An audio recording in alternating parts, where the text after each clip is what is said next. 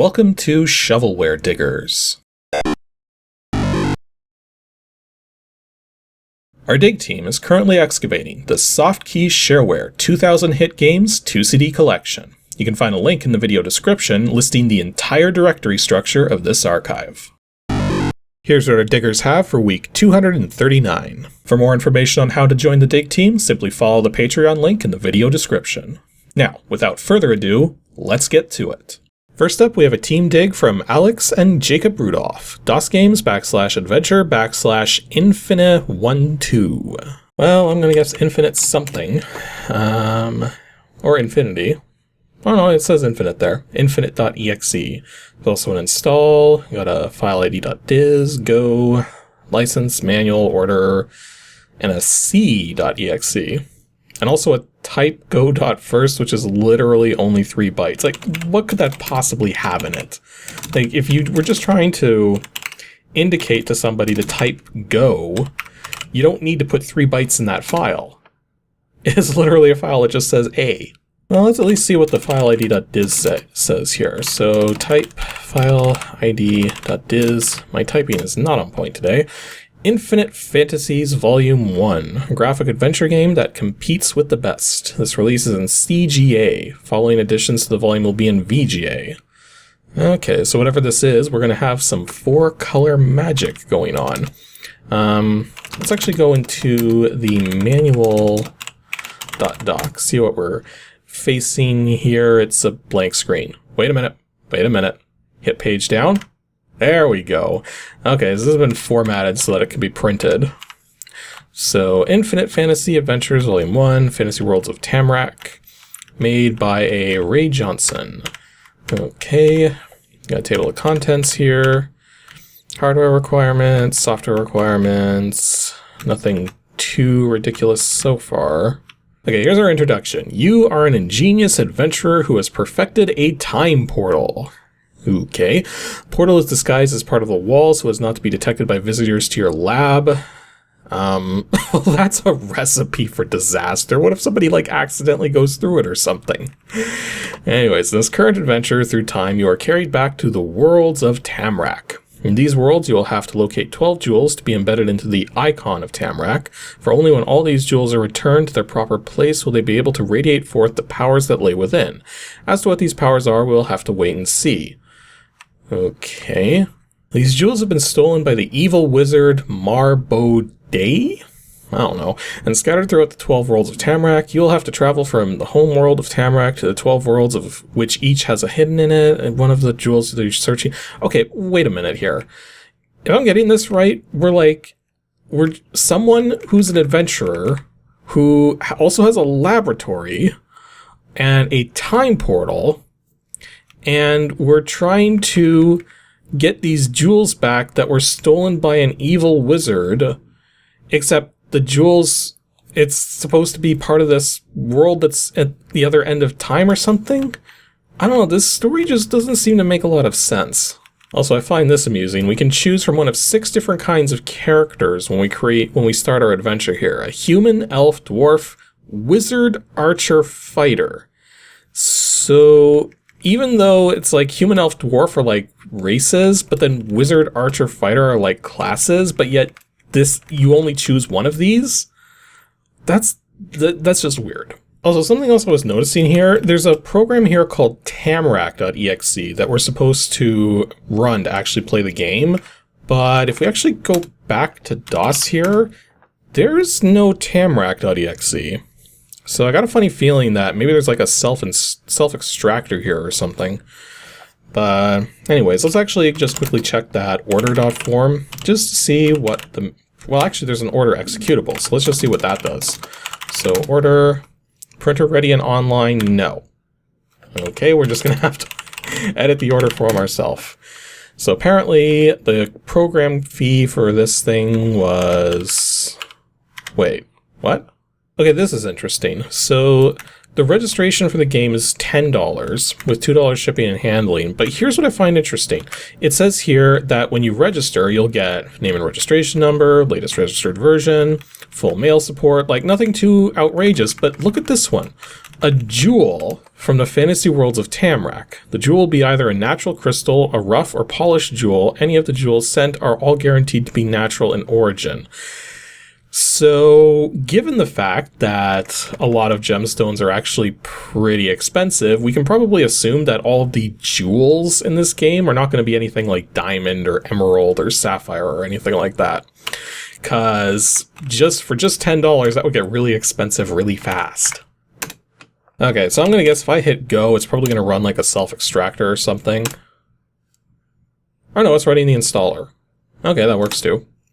So install, transfer to C-Prompt Fantasy, sure. Insert disk 1. And installation complete, run it now? No, because I want to see what actually happened there. So put it into a fantasy directory. And it's still not there? Like we've got that infinite executable. Is that like a self-extractor? I'm guessing this is going to be a self-extractor.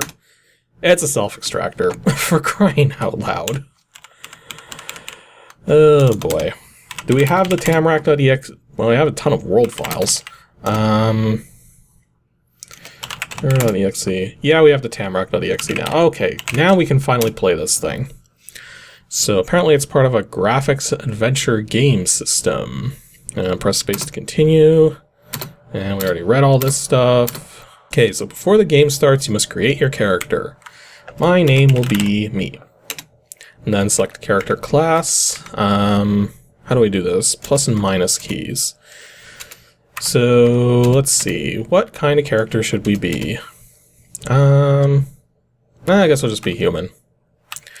And then we can also distribute 25 points. So we can make ourselves a lot better in every single way. Let's go with that. And so F10 when finished. This character doesn't need power points. I'm guessing because I can't cast magic or something. Okay, I'll put it into hit points. Welcome to the lab. Okay, so we did actually go into CGA here. So we've got party status at the side there, showing HP, food, gold.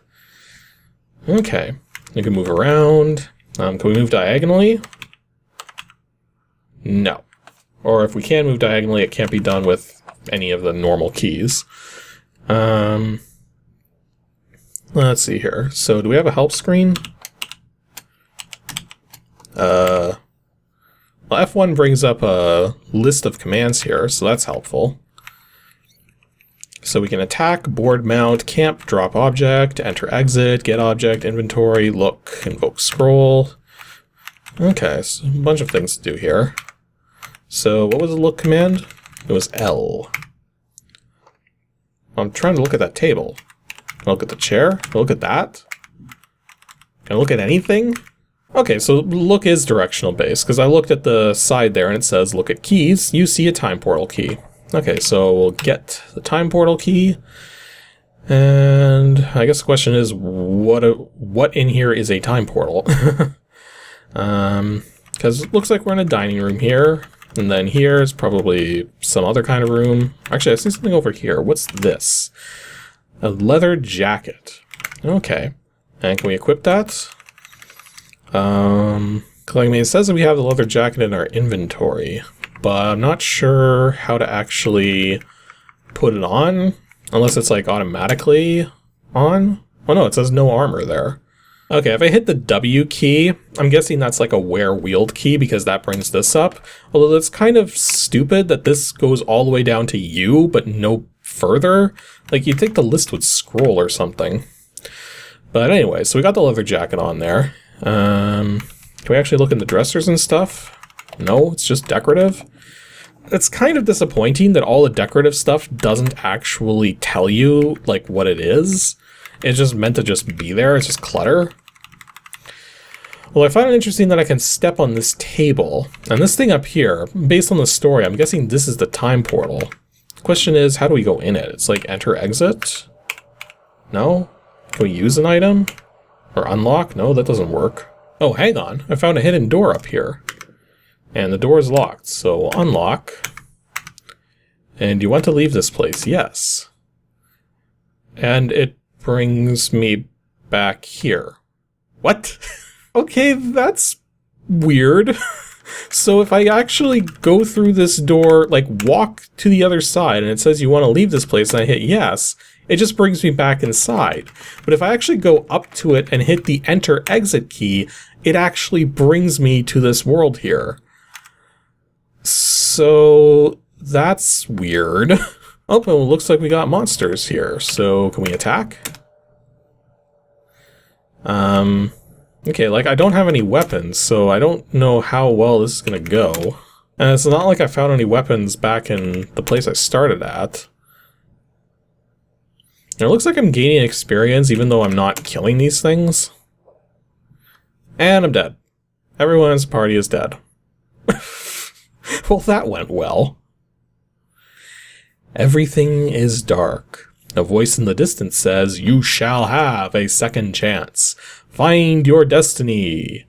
Ah, you wake disoriented and confused back in the lab.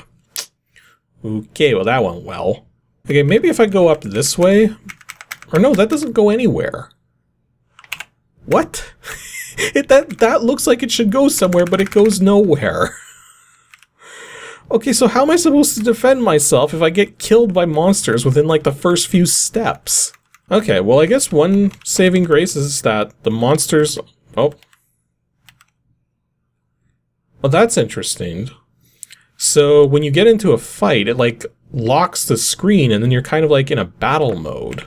You know, it doesn't help that the game doesn't actually tell you how much damage you're doing to anything.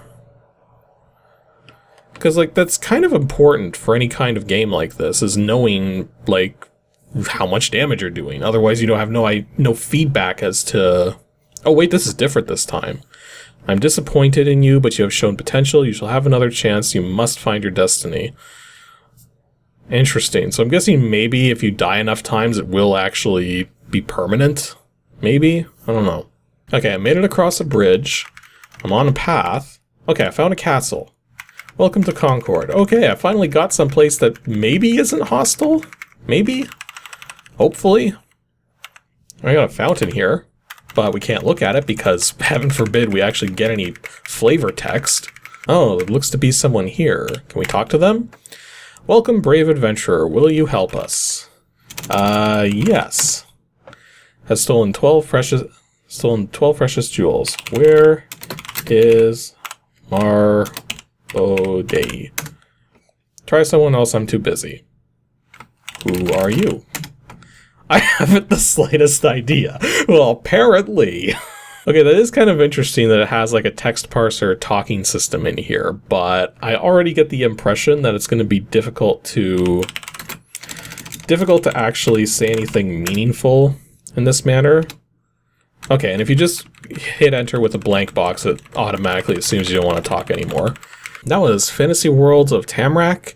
That was interesting. Like, it looks like there's a lot of depth here, but the controls are a little weird. It's definitely not typical of a game like this, and that's kind of making it difficult to get anywhere.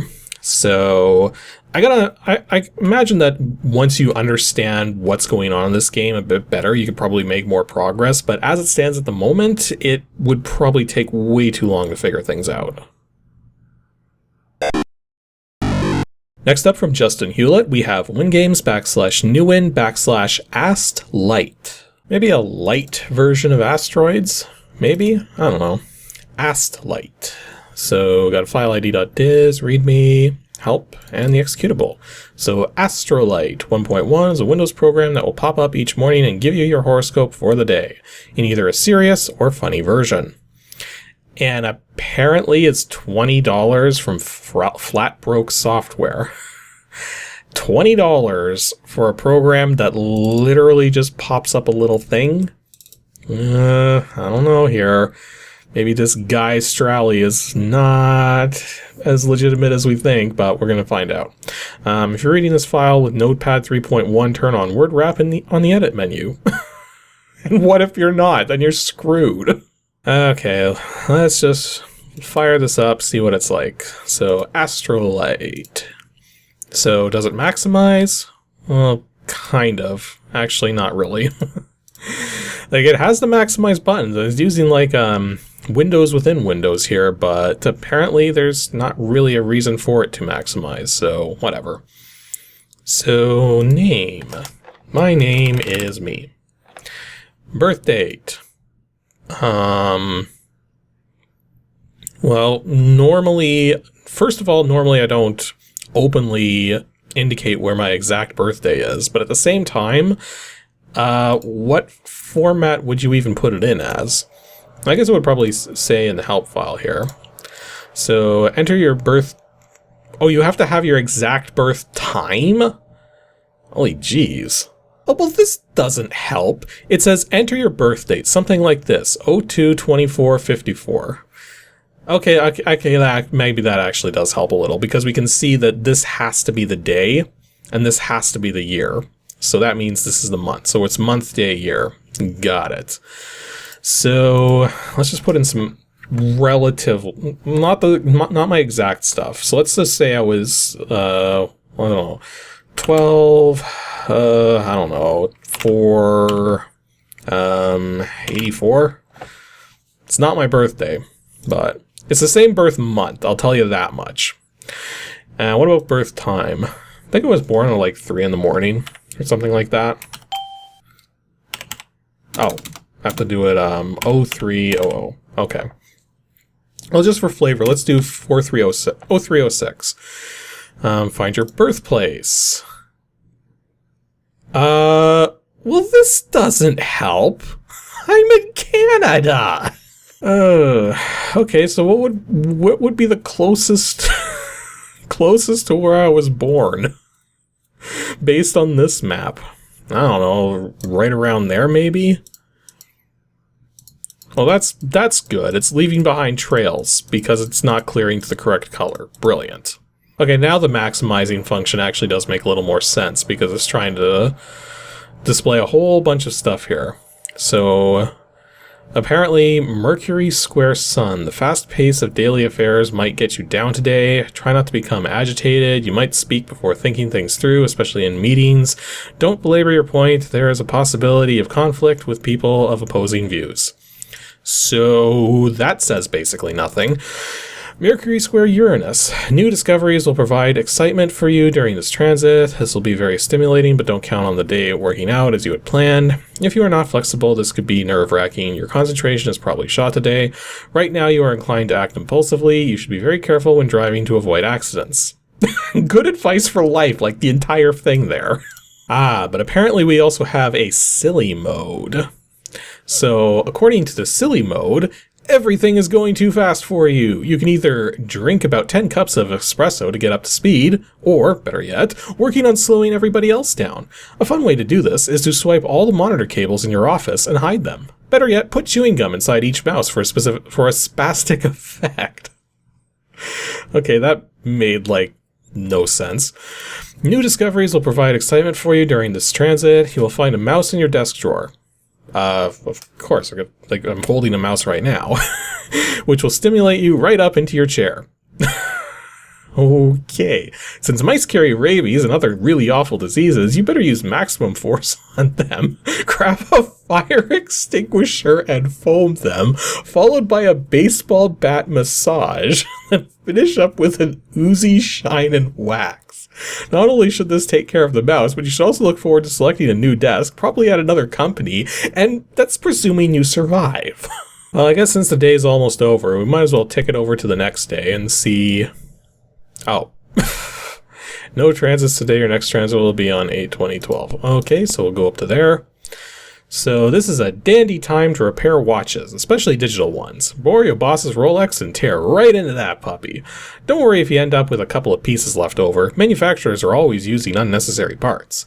If your boss complains that it doesn't keep very good time anymore, or at all, ask if he's been near any extremely low frequency electric fields lately. Point out that such fields surround us, probably cause cancer, and say, hasn't that mole on his neck changed shape recently?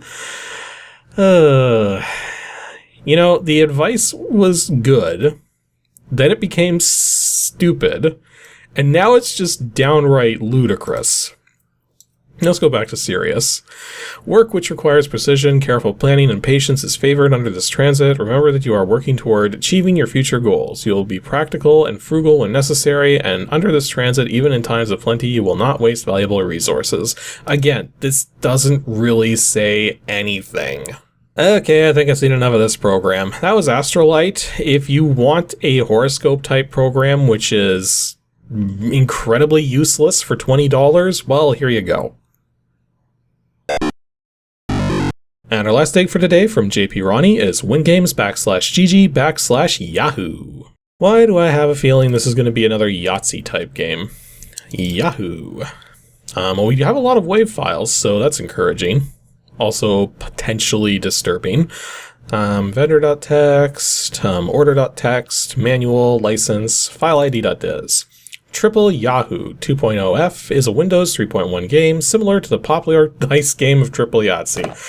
I called it. Again. 1 to 4 players roll dice and try to get the highest scores, configurable sound effects via wave files, realistic animation. Great version of game.